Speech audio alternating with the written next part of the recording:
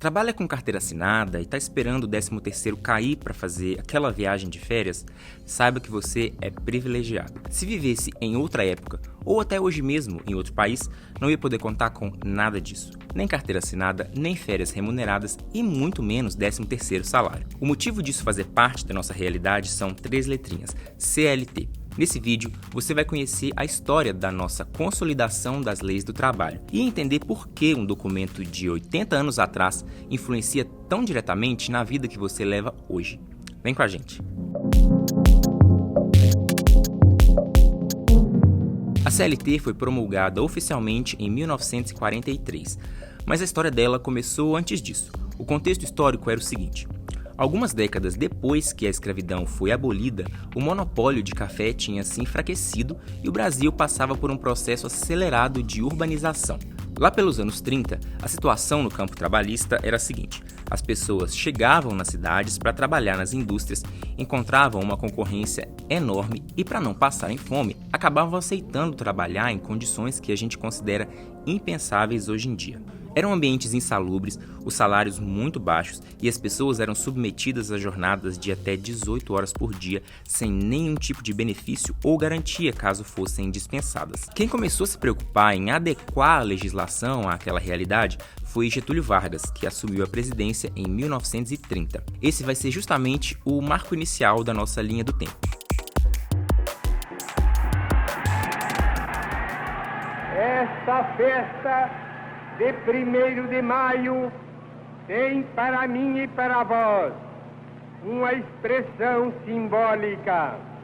É o primeiro dia de encontro entre os trabalhadores e o novo governo.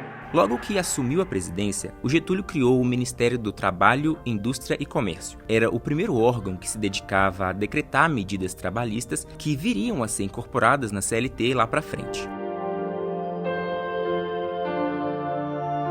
Em 1940, mais especificamente no dia 1º de maio, foi instituído o salário mínimo, que é uma garantia de que qualquer trabalhador que presta serviço para uma empresa vai receber uma remuneração minimamente digna. Parece uma coisa muito básica, mas para efeito de comparação, a Grã-Bretanha só instituiu seu salário mínimo para os trabalhadores em 1998.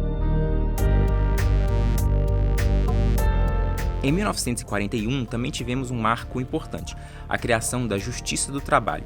Até então, todos os impasses entre empregados e empregadores eram resolvidos entre as partes. E aí vocês podem imaginar quem levava melhor.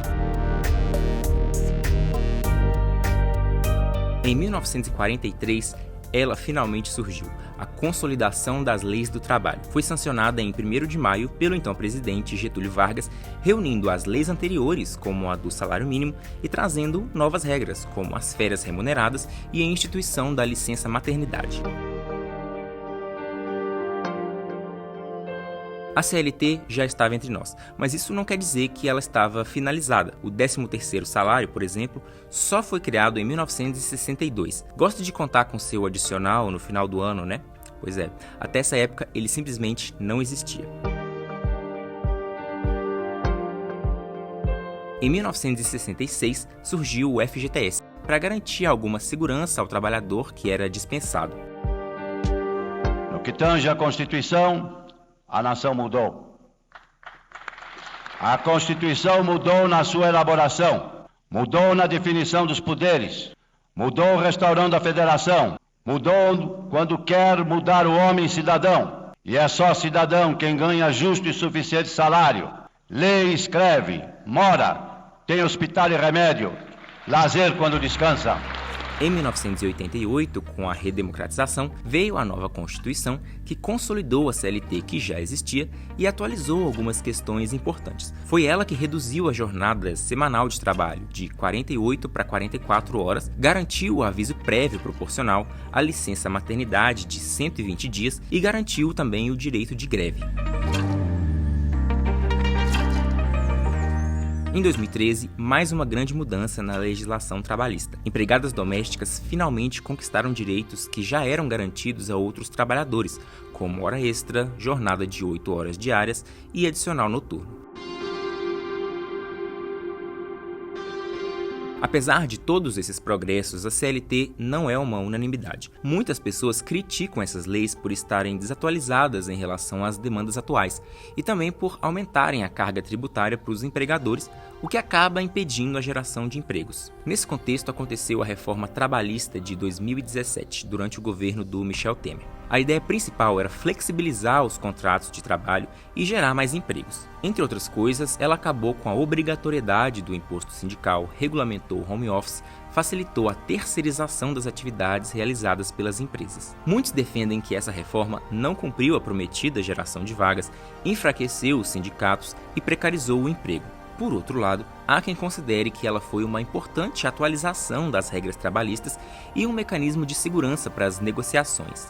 Essa descentralização está dando esses resultados extraordinários que estão sendo a todo momento mencionados como, digamos assim, o governo das reformas, o governo capaz de modificar o nosso país. Seja qual for a sua opinião sobre as mudanças, o fato é que elas vão acontecer. O segredo da longevidade da CLT é justamente a sua constante evolução. Atualmente, já existe expectativa para novas atualizações, como a proteção aos trabalhadores de aplicativos, por exemplo. E você, o que acha das mudanças recentes na legislação trabalhista? O que acha que falta na nossa CLT? Conta pra gente aí nos comentários. Para ficar por dentro de todas as novidades sobre esse e outros assuntos, se inscreve no canal e acompanhe o portal e as redes sociais de O Tempo. Até a próxima!